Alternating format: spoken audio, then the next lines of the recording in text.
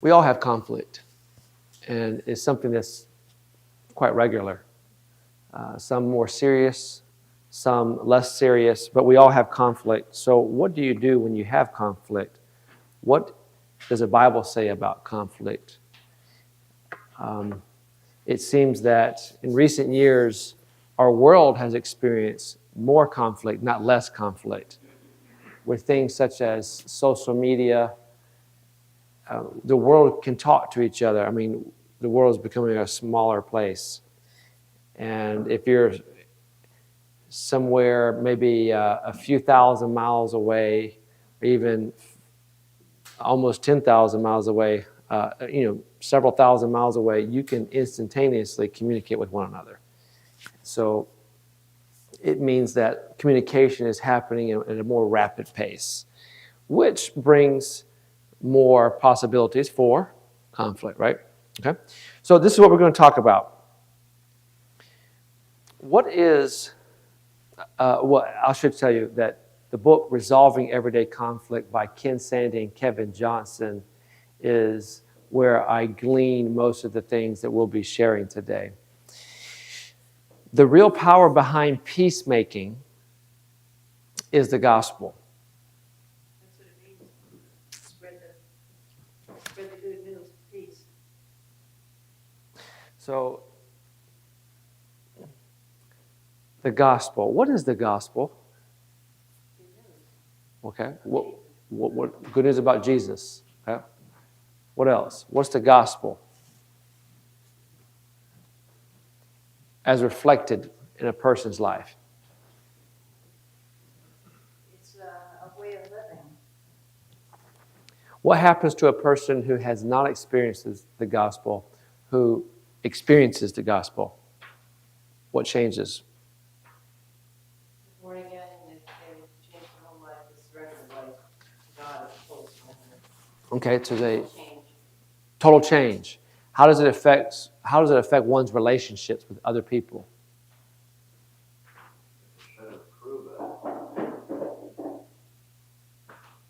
Okay. So, as was mentioned, when a person receives God's grace for them, it impacts how they treat other people, right? Jesus gives different stories to illustrate that. Can you think of one off the top of your head? Well, one it said, do unto others as you have them do unto you. Excellent. Do unto others as you would have them to do unto you. We refer to that as the golden rule. Okay, so you think about Jesus giving that parable, that story of a person, a servant who owed a debt, and then he was forgiven that debt, right? A debt that he could never be able to repay, never, ever, ever, ever. And then after that, how did he treat other people that owed him a little bit of debt? You remember the story? He didn't forgive them. He did not. He was ruthless with them. So he really did not experience the grace deep down to where it would affect his relationships in that particular story. But if someone really experiences the grace of God, then it really impacts how they treat other people. They're in a better position. They're well positioned to treat others with the same grace as they have received. So this is the real power behind peacemaking. When we talk about conflict, when we recognize and we remember and when we experience what God has done for us, it changes how we treat other people in a radical way. Okay? And Jesus says in John 13:35, a very important statement, by this all men, talking about people, all people will know that you are my disciples. He's talking to his 12 at the time, if you have love for one another. Okay, so what kind of love here we're talking about? What kind of love? Agape love. Very good. What kind of love is that? It's beneficent love. It's God's love. Unconditional love. It's unconditional. It's a love without conditions. So by all men, or all people will know that you are my disciples, Jesus' disciples, if we have love without conditions for one another. Okay, so who is the one another here in this context? Our brothers and sisters in Christ. Very good. So he's talking to the disciples in the original context, but for us, we would apply it to in-house, if you will. In-house. Those who believe in Jesus like we do. So now Jesus is saying, basically, the world will know that you belong to me, you follow me, if Christians, followers of Jesus, love without conditions other Christians. That's basically what it's saying. That's how we apply it. So how are we doing on that front? Depends on who you are and how much you are connected to God. Okay, so let's not talk about individual. Let's talk about broadly. How would you grade, let's say, the overall Christian world, if there's such a thing, the overall Christian world, in quotation marks, not separate from Jesus' kingdom and his subjects, but yeah. How would you grade that? D. A D, okay. I would say really bad because throughout the week I hear a lot of people say they either clean or have given up hope on any kind of Organized religion or something. and they won't go to church because that's what find the biggest hypocrites. I hear that several times a week. You hear that several times a week. Is this on the job or what? Yeah, just on the job, especially when I'm doing like a new intake with patients, I'll ask them if they have any kind of I always do like a thorough intake on do you have any spiritual background or affiliation with any religion or what do you have hope in or anything like that, and I'll just say something definitely negative about work transferalism. Okay. Yeah. So D that sounds like a D to me, right? So not too good. All right. So let's talk about Seventh-day Adventist Christians. Now we're becoming more specific. Seventh-day Adventist Christians all over the world. How would you grade Seventh-day Adventist Christians as far as what Jesus states here? A B? Okay. All right. Anyone else? I see some smiles when you heard the word B or the letter B. What else? Someone else. Come on, Marcus. B? I don't know. Maybe it's C. So we go from a D, but Seventh-day Adventist, we're doing a little bit better, maybe? Perhaps? Okay. Go ahead. What's your name? Erica. I back it way down. I think that, at least from my experience, some of the most grumpy patients that I deal with are Adventist, and they're very visible, and also they're known in the business world to be some of the cheapest. They'll always be the ones asking for a discount. Okay. Thank you, sir. Thank you. That's right. So, where does this play out oftentimes?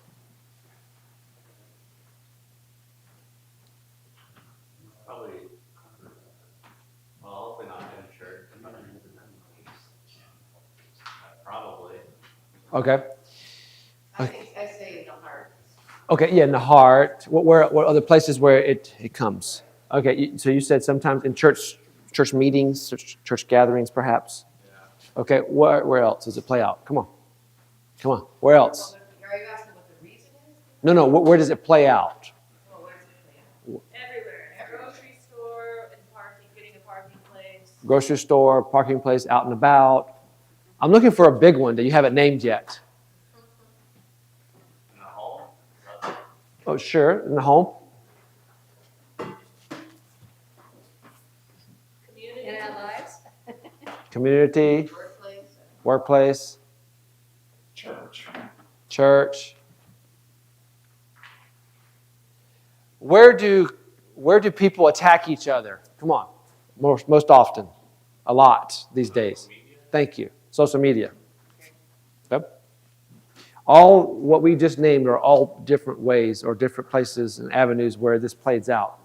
Social media seems to be among the most unhealthiest conversations because you're not face to face and you're not hearing each other talk. You're just writing.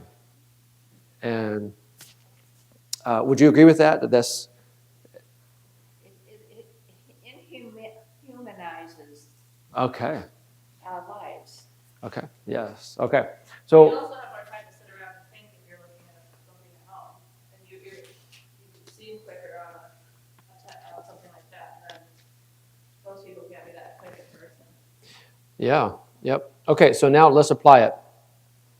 By this, the world, all people in the world will know that you are a follower of Jesus's if you have love without conditions for other like-minded believers on social media, as an example. Would that be an appropriate application of what Jesus says to his disciples? I think one of the, just that's what you said, the problem with it is that now, it seems to me now, I passed 92 some months ago. Wow, you wear it well. And the thing is, our relations with each other, I can see in the past 30 years have greatly deteriorated. Okay, in the past 30 years, greatly deteriorated. Well, maybe 30, 50 years. Oh, 50. Oh. Well, all right. I think the turning point occurred around 70, around I think 60s. well, all right, maybe 60s, the Vietnam War, well, I don't know, I would say the adverse generations and things. But that wasn't bad. But now the respect for other people has greatly deteriorated. And I can see it, for example, I don't want to be, but like, as I am treated, as an older person, and other people that are of my age and past, that we are not treated like we were back in 1980 or something like that. And I think that with this, all this computer and all this Technology and such. That is one of Satan's tools. And he's used it and he is completely subverted. Now we have political scene, we are polarized, we actually say that we hate each other. We have all these, and the younger people who have no respect, or not all, but the thing is, they go into their tantrums and other people do too, and they kill each other, and it is deteriorating greatly. Okay, so and I think, like I said, I think that this whole thing is this social media, all this stuff it's all Satan's handiwork. okay, so what I hear you saying is it's not just technology and ability to communicate with each other, but it's also the culture values, such as you mentioned respect of elders and such, have actually deteriorated. And all of these different factors coming together seem to be exacerbating these areas in conflicts. Instead of bringing us to a better place or remaining neutral, it seems that things are getting worse as we go in time, which would be consistent with what Jesus says. Things are not going to get better before he returns. They're going to get worse, right? The love of many will grow what? Cold. So that's definitely the case. So for those of you who just joined us, we're talking about resolving everyday conflict. And we're using a book that's called Resolving Everyday Conflict by Ken Sande and Kevin Johnson. And when we have conflict, it's not that, okay, if we have conflict, but it's when we have conflict, how do we deal with it in a Christ-like manner? So we are going to have conflict. We may even have conflict right now. So how are we going to deal with it? Again, the real power behind it is the gospel. As you have received the gospel yourself, it changes how you interact with other people. That is the power behind it. There's no power other than that. I mean, that is the power. When you have received grace, it helps you to be able to give grace to others. So, again, Jesus says how we treat each other in-house, so to speak, within the Christian house. And we can even say as Seventh-day Adventist Christians, we want to be more specific. How we treat each other, the world will pay attention and it will be reflected to others. They will take notice. Now, if they see the way that we're treating one another is very positive, then we'll have less of those conversations. I'm sorry, what's your name again? Erica, like Erica was mentioning earlier. So what can we do to change that? What can we do? How can we biblically relate? There are three basic responses to conflict.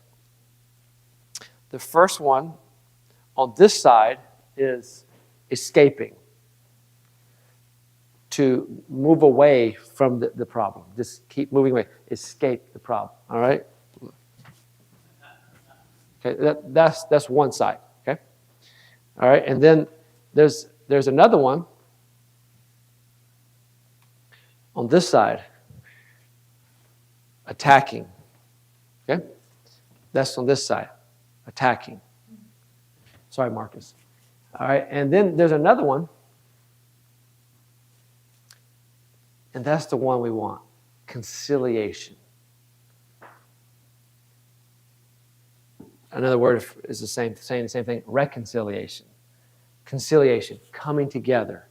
That is not doing that, not doing this, but coming together. Okay? What is escaping? Escaping is peace faking. Okay? Like I'm faking peace and I'm just going to kind of go away from the problem. And by me distancing or ignoring, I'm feigning peace. Okay? That's not real peace. Okay? And then If you think about it, though, there are times when that is. we'll break it down. Yep. Okay, this one over here, attacking, is peace breaking. You're breaking peace with attacking. Okay? And then conciliate. Oh, interesting. Let's try this. And conciliation. Okay, just takes. Gotcha. Okay. Conciliation. Gotcha. All right. Conciliation is what? Peacemaking. That's where we really want to go. Peacemaking. Okay? Let's break down escaping. Let's have some peace-faking examples. The ultimate extreme of escaping is what? Can anybody guess? No, the ultimate, the most extreme. The ultimate extreme of peace, Physically taking yourself out of it. which we have a word for that, it's called suicide. That's the most extreme. Yeah. That's extreme, right? And it's we may think, oh, don't worry about that. But I've heard recently Seventh-day Adventist teenagers, like 17-year-olds, committing suicide. And they're not the only ones. It's affected some people in this church. Oh, you mean, okay. Okay, so some of the ones that you have heard of. Yes, sir. Well, you have, now, I don't, maybe I'm going ahead of you, but you have two different situations, what I see. First of all, if I have a conflict with my neighbor, okay, that I can, try to resolve in an individual, so I can attempt to resolve it. And there's a fairly good chance that maybe this will work out. This is what I found.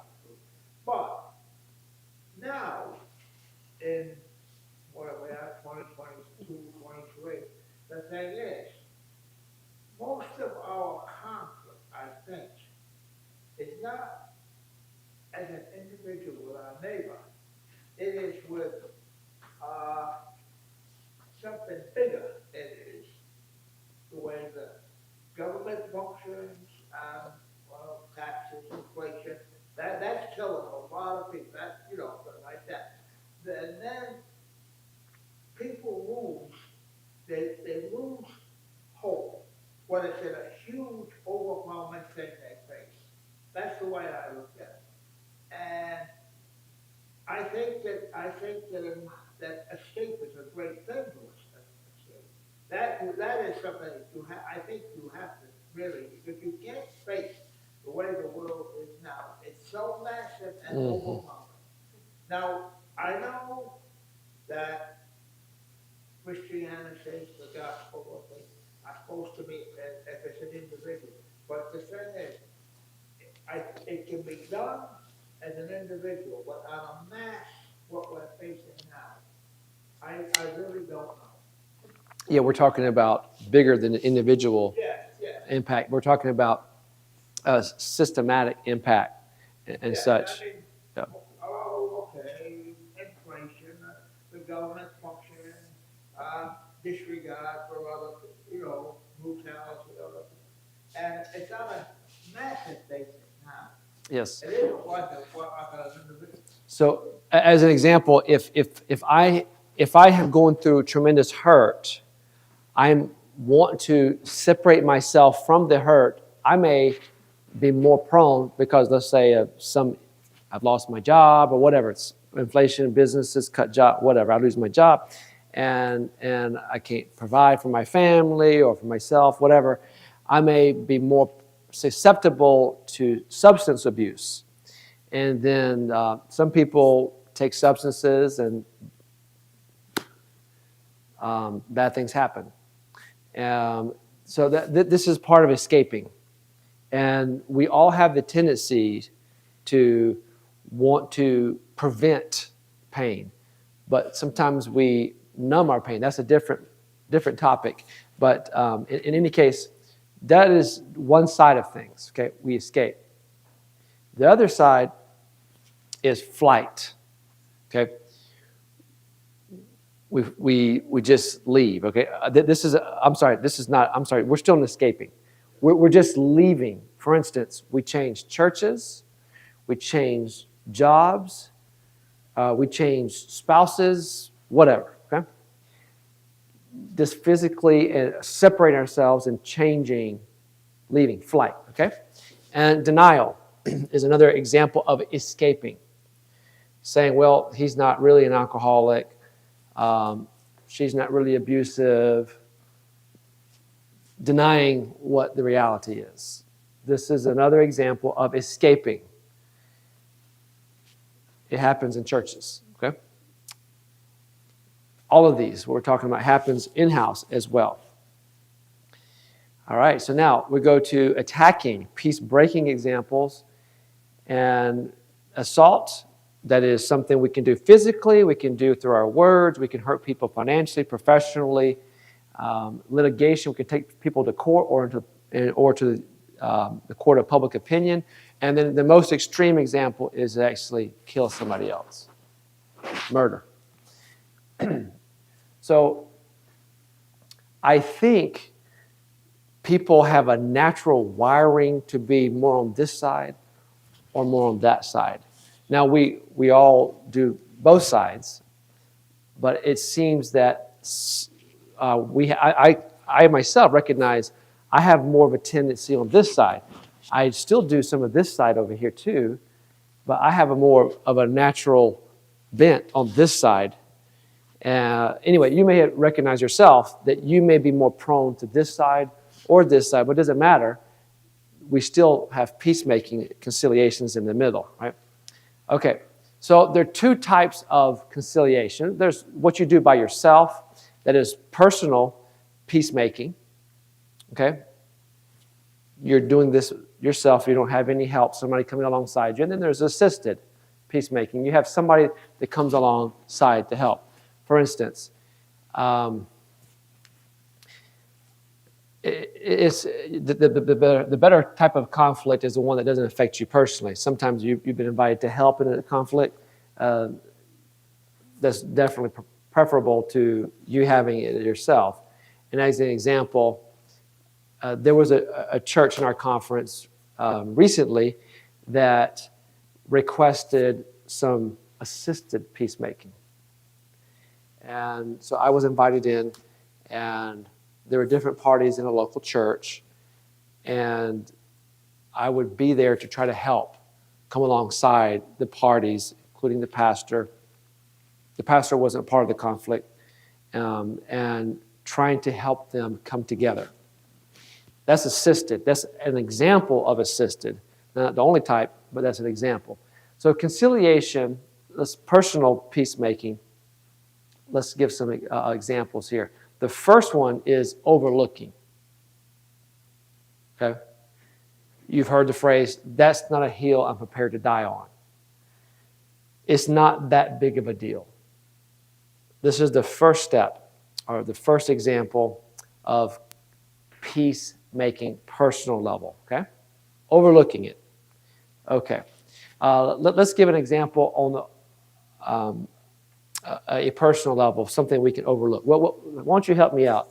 What are some things that we can overlook, that we should be able to overlook? Well, somebody's saying something to you that you don't like, but you just have, if you don't want to have a problem with that person, you just don't say anything about it. Depends on what they say. So let's take go ahead. Inflection and tone. Okay. So let me give it a simple one. Let's say you have husband and wife. It doesn't have to be husband and wife, and you're sharing one tube of toothpaste. One person pushes it all down to the end so that the next person very easily, whoop, done. Another person just leaves it like it is, or whatever. I think you get what I'm saying. Or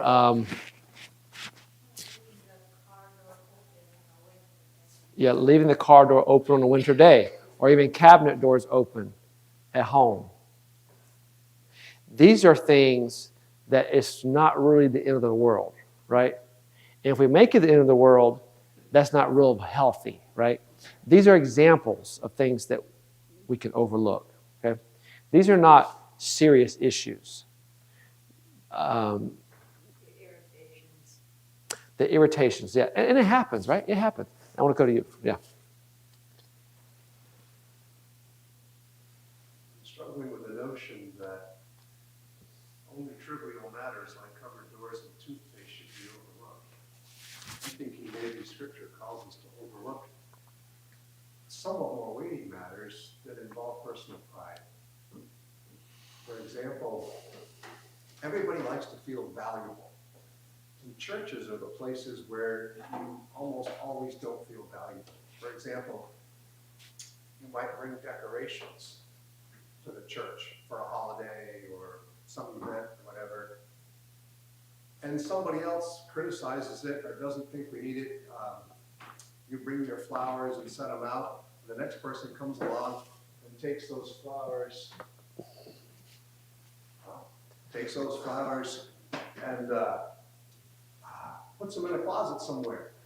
And the person who brought them comes in, and how do they feel now that what they've brought, thinking it's valuable, has been set aside and devalued? They think, maybe not consciously, but the feeling of conflict that pops up is, what I was doing is not considered valuable. Maybe there wasn't an intent to devalue. Maybe people were cleaning up. Maybe there was another event where those things needed to be moved. Or seasons change, or whatever. Yep. Or seasons there's an explanation where it's not a personal affront, but it sure feels like it. Mm-hmm. So I'm moving beyond the toothpaste to an occurrence that happens. I think I used an example of decorations. There might be many others in the church.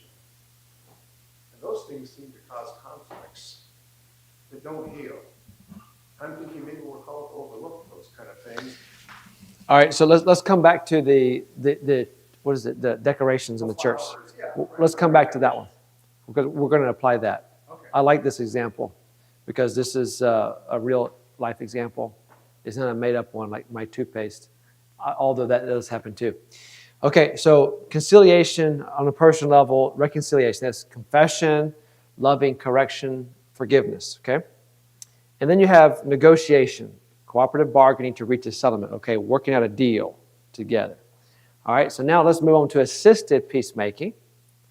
The examples: mediation, having an objective person help explore solution. I was giving you an example of me helping come alongside some people in a church with that. Arbitration. This is someone appointing somebody to render a binding decision. Okay, like a judge or someone, arbiter. And then accountability. This is a dirty word. Did you know that this is a dirty word? We don't want to hold anybody accountable in the church anymore. Seems like, some would say that. Of course, that's not totally true, but it seems that we hold people accountable less. And we just say, okay, well, they did that serious thing. Okay, let's just not deal with it because that's a big thing. And after all, people make their own decisions, what they do with their lives and whatever. Okay, lack of accountability. If a Christian refuses to be reconciled, the church intervenes to promote restoration. Okay, accountability. These are assisted peacemaking examples. All right. So again, these are the personal, the overlooking, reconciliation, negotiation. Let's take a look. Open up overlooking. Okay. Can someone read Psalm 103, 8 through 10 from the screen?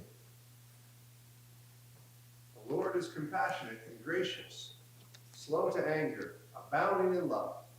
He will not always accuse, nor will he harbor his anger forever. He does not treat us as our sins deserve, or repay us according to our iniquity. So overlooking is something that God does. It's a trait of God. He overlooks. He overlooks. When we sin, does God strike us down?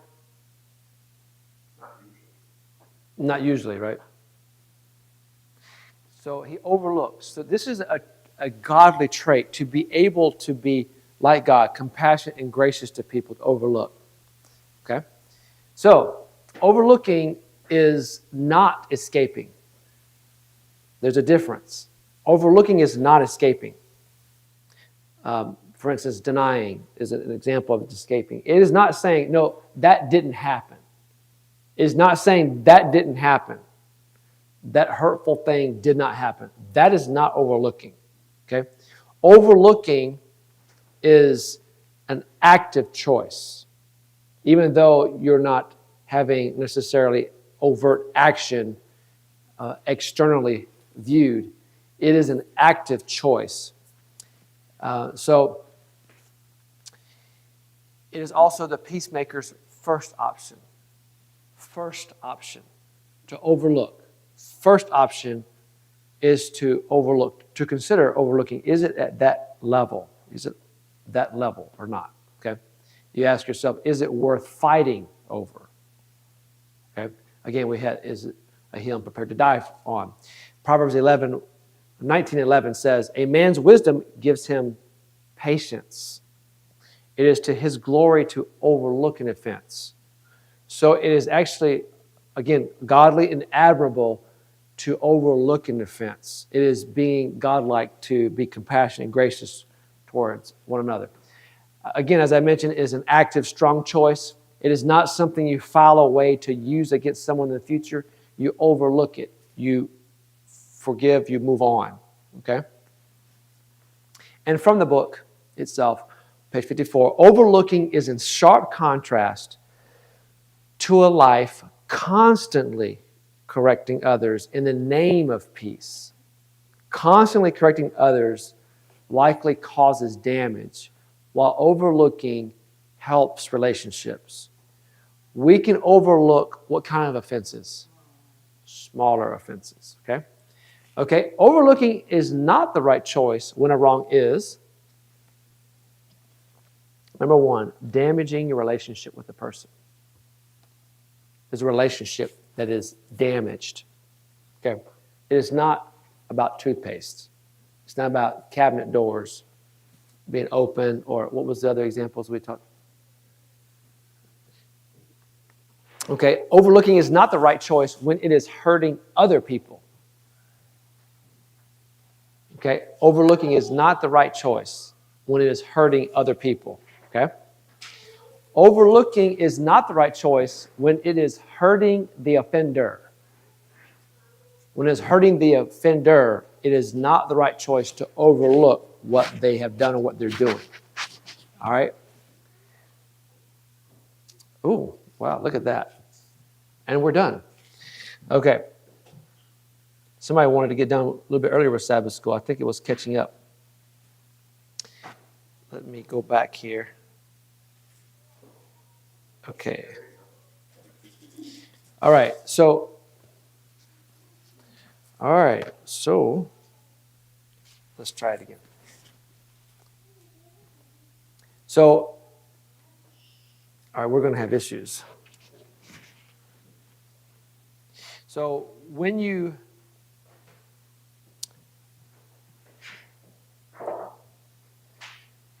okay, all right. So when things are beyond the overlooking stage,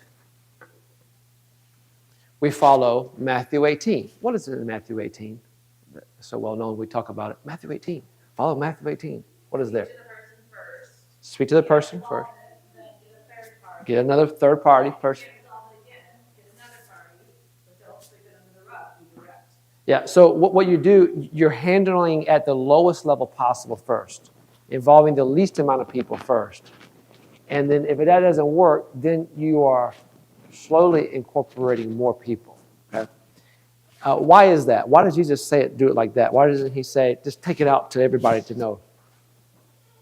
Because he wants you to do hard things. He wants you to be able to be honest, be direct, and if you're a true Christian, deal with the problem head on, and if you can't, then get someone that knows how to do it better. Okay, so why is it not a good idea if somebody did something to hurt me privately to tell a bunch of people instead of... Well, even if it's true, because the chances of that relationship being restored are much lower when you publicly say something bad about somebody or something that will make that person look bad. So you want to, I mean, I hate to use the word ego, but protect the person from public embarrassment. That's why Jesus says, handle at the lowest level first, and then, if necessary, you work up, include more people. And in Galatians 6:1, it tells you that... I want to stop at Matthew 18. Okay. Because Matthew 18 is often used, as you have, as an escalatory structure. Here's how I escalate my problem up and up and up. But the main thrust of Matthew 18, if you continue reading, is if after you've brought some other people in and it doesn't work out, what are you supposed to do? Treat the person as a tax collector or a sinner. How did Jesus treat tax collectors and sinners? Well, it depends. They're both he treated one differently than the other, but he was often very gracious with tax collectors and sinners. I would say he tried to woo them. So if this is a resolution structure, a resolution policy for conflicts between Christians, we handle it as I assume you're a Christian if I have a conflict with you, and I handle it appropriately as a conflict between Christians. Mm-hmm.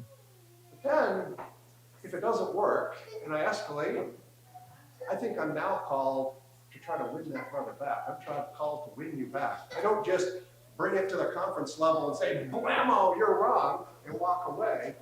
I bring it to the conference level and I say, oh dear, we're not getting this solved with the Christian brotherly arrangement.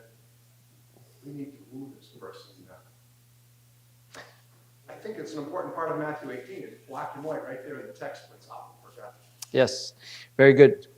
Thanks for the clarification. So Galatians 6:1 says, you who are spiritual, in a spirit of meekness, correct your brother or sister who's erring.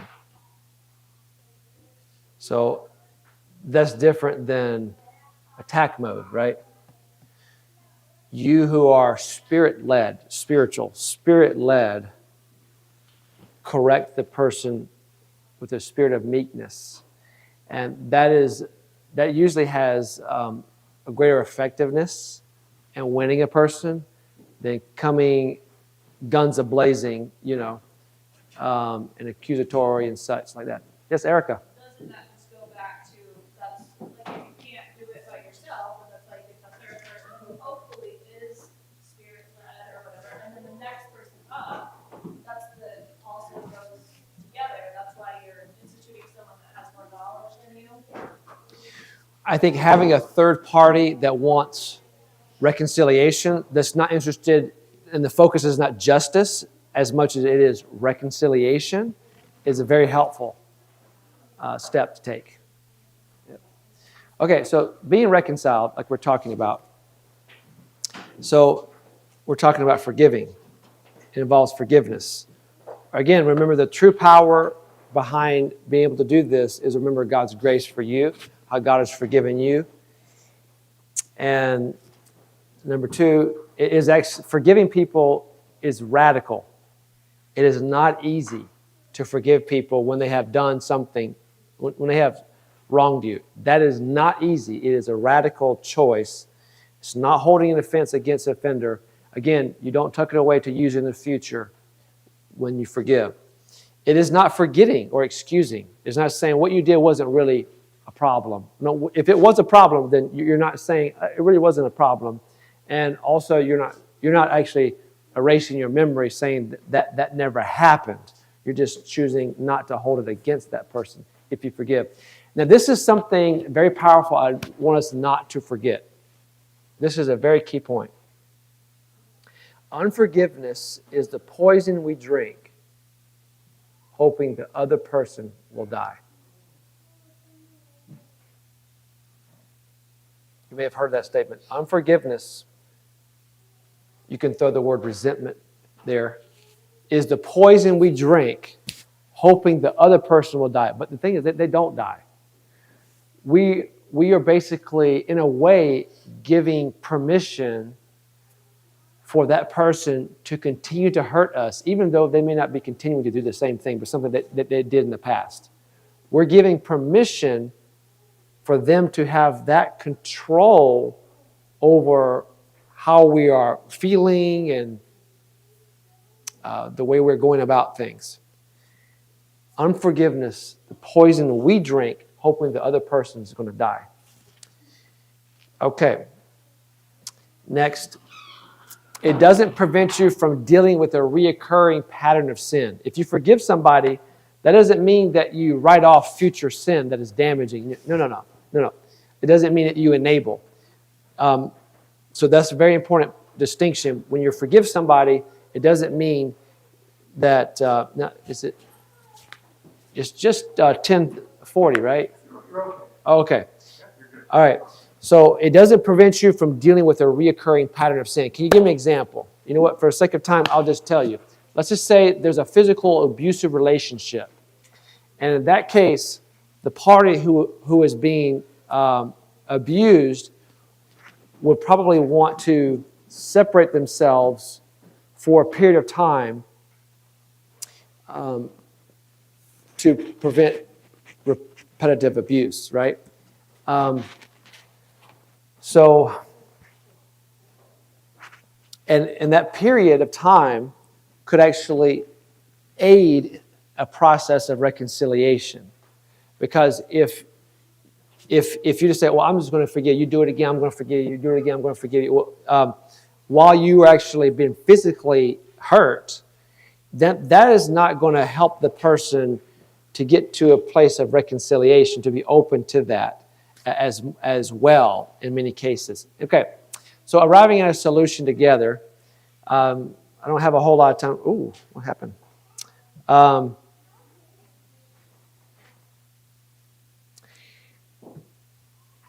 So let me show this.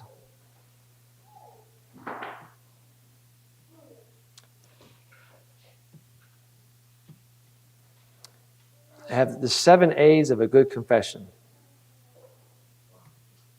Here it are. Address everyone involved. And by the way, if you want this PowerPoint, let me know. I can email it to you, no problem. Address everyone involved. 2, avoid if, but, maybe. I appreciate what you're saying, but if you didn't do such and such, then I would have never said that. That is not an example of a good confession, right? So you need to avoid the if, but, and maybe. 3, admit specifically. Be very specific on what wrong you did and the effect. And number 4, the effect, acknowledge the hurt. Acknowledge the hurt. Don't just act like that didn't happen. Acknowledge the hurt that's there. Number 5, accept the consequences. There may be consequences that are attached to this you need to accept. Number 6, alter your behavior. Alter your behavior. You got to change. You got to stop doing this. Okay, you got to make an effort to walk away from doing that. And then 7, when you ask for forgiveness, you allow time. Because forgiveness is a choice from someone else. It's not something you control if you're the one asking for it. You have to give time. Will you forgive me? Come on, forget. It doesn't work like that. It's a matter of the heart. It takes time to process, pray, things like this, okay? All right, so let me give you a couple of scenarios. We talked about these principles, and of course, we could have talked some more about this, but we don't have a whole lot of time. I'm going to give you a couple of scenarios, okay? Member disengages from church family because of previous COVID issues. That has already happened. So what do you do? How do you apply what we have talked about? Let's just say there was a disagreement, different viewpoint, hurt feelings. So what do you do? How do you get reconciled? What do you do? Erica? Always use I statements, not you. Don't use the if, but, maybe, like all gaslighting.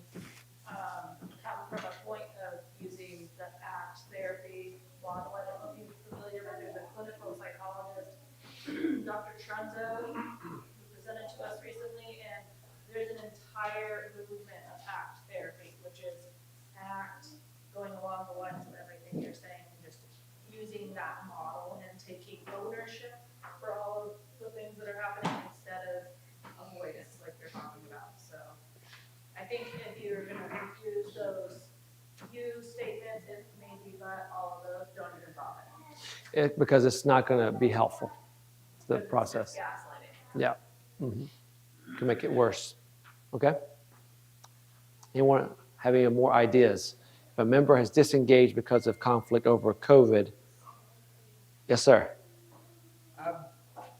Now, we just went through this COVID. Okay, now, I don't know if you don't remember, but back in, before the 60s, infantile paralysis was an epidemic of everything. And growing up, going to school, in my classes, there was always 1 or 2 people that had COVID. And from 3rd, 4th grade, you were detailed to help them. They had to go to the laboratory. They had to help throughout play. But every class had somebody that had polio. And it was probably 1 out of 30 or 2 out of 30 or so. Well, it was all kinds of, I don't know exactly thoughts about it, but it was an epidemic. Now, in 58, 59, they had the salt. My kids were born, and my wife. Anyway, that was, but everybody, there was no conflict on this. When you had, when they did, then you had the salt vaccine, and there was, but now, I don't know about this COVID. COVID's faded out now, apparently going down. But the thing was, there was so much tension, so much antagonism over vaccination, non-vaccination. And it looked to me, I couldn't make it was totally fueled by what I said before about the mass media. I don't know if they figured that the people who had the vaccination was not the people who didn't have the vaccination. The other side thought they were demons or something like that. But it was very bitter. And I have no opinion, can't understand how it went, but I can remember that after the 60-61, when we had the salt and the stimulus vaccine, polio all but disappeared. And there was no controversy about it. But this controversy, tremendous controversy. And, well, maybe COVID is still on. Well, it probably is, it's still lingering. But the thing was, I could not understand this. I cannot make any decision on either side, because to me, the pros and the cons, everybody thought somebody on the other side was nuts. I don't know. Maybe they were all, everybody was nuts. But it was just, like I said, it was blown totally out of proportion by something that we had no control over. Yeah. So if somebody was engaged with the church family before this and they're not engaged now, what can we do to help reconcile?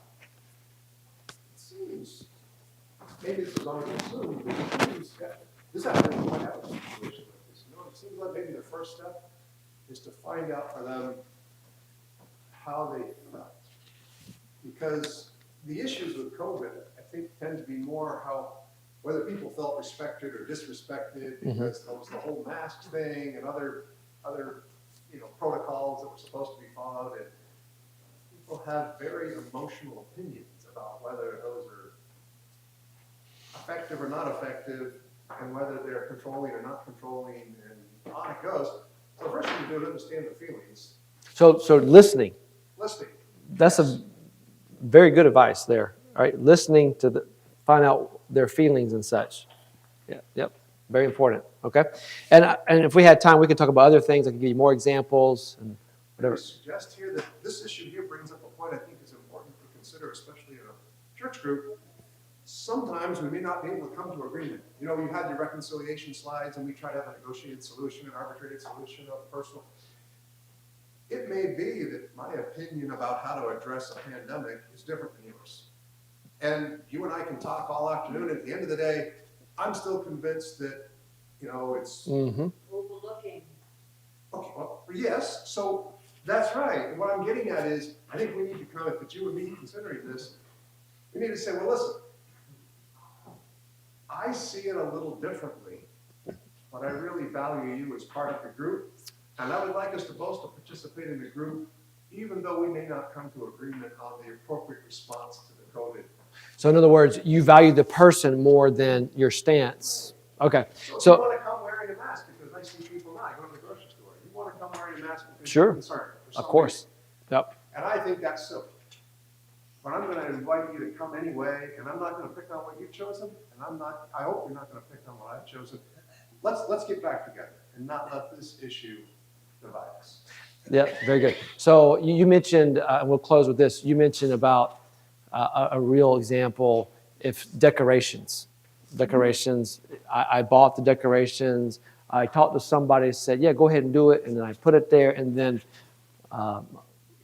it got moved. It got moved, something like this, right? I don't know if this is a real thing that happened here. Because maybe she like me, see these things happen. And so what do you do with that? Based upon what we talked about, what do you do with that? You apologize.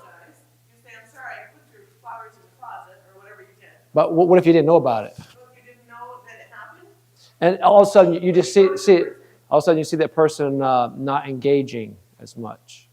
We go visit them, and they would say, I'm really sorry. We're all sinners here in church.